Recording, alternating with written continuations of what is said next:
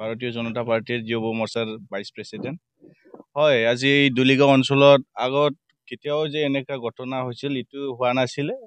হঠাৎ যোৱাকালি আমি বিজেপি ষ্টেয়াৰিং কমিটিৰ পৰা এইটো অফিচখন আমাৰ অপেনিং কৰি গৈছে। নীতু বাইদেউ আমাৰ ওমেন্সৰ প্ৰেচিডেণ্ট, এইটো কৰি গৈছিলে ভালকে। তাৰপিছত আমি বহুত ফূৰ্তি আছিলে সিদিনাৰ পৰা যে আমাৰ অফিচ এটা হৈছে। এতিয়াতো বিজেপিৰ পুৰা ঢৌ চলি আছে আমাৰ পৰ্বতজৰা আৰু গোটাই BTCত। সেইকাৰণে মানুহ চাগে কিবা এটা চকু লাগিছে বোধহয়, বেলেগ বেলেগ কিবা দলো হ'ব পাৰে বা ব্যক্তি এটাতো হ'ব নোৱাৰে, যিহেতু এটা দলৰ কিবা আছে অফিচখনত। এইটো কাৰণে কোনোবা জ্বলাই দিছে আৰু গোটাই চাওক, আপোনালোকে চাইছে, বিজুলটো লৈছে ভালকে, আমি জানো। এইটো আমি প্ৰশাসনক জনাইছে, প্ৰশাসন আহিছে, চাইছে।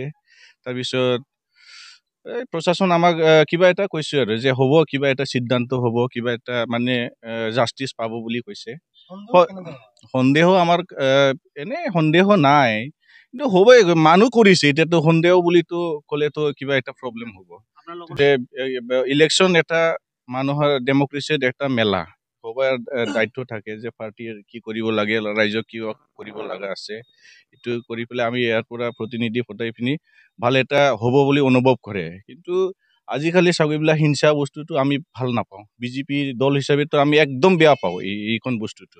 আমাৰ মানে শান্তি, উন্নতি, প্ৰগতি এইটো আমি ভালকে চাই যে আমাক লাগে। এতিয়া আমাৰ এই ঠাইডত মানে বহুত মানে বেকৱাৰ্ড জেগা, ডেভেলপমেণ্ট বস্তু মানে হোৱা নাই আমাৰ এই মোটামুটি 22-23 বছৰত।